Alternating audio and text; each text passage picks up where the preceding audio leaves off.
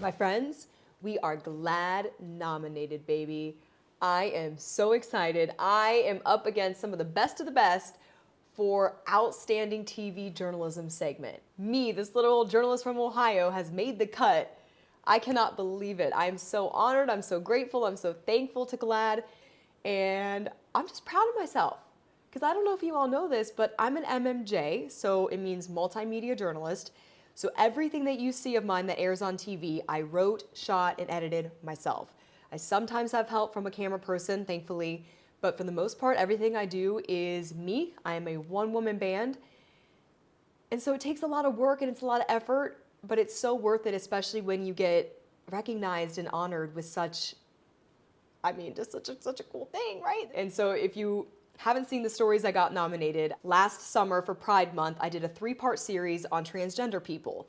I was noticing that they were being increasingly talked about in the media, they were becoming increasingly politicized, and I felt like it was important to hear from trans people themselves, let them share their own stories, right? And so the first story I did, I spoke with some PhD candidates and historians about the history of being trans. And they were explaining to me that being trans is not a new phenomenon like some people think. Trans people have existed for centuries. They've even been written about in ancient literature.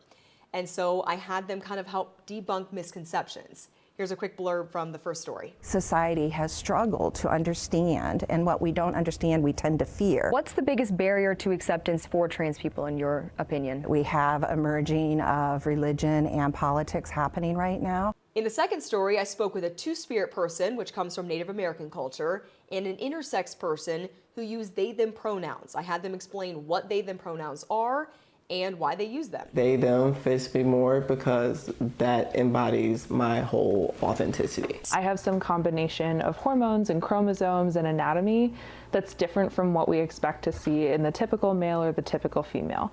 So intersex literally means between the sexes. And in the third story, I spoke with a trans bodybuilder who, through lifting weights and fitness, has built the body of his dreams and now helps other people do the same. It's really easy to hate behind a keyboard. It's really hard to hate up close. And I really want to be there to help change people's minds. I want to be the first trans person people know. If that's me, then cool, let's talk, man.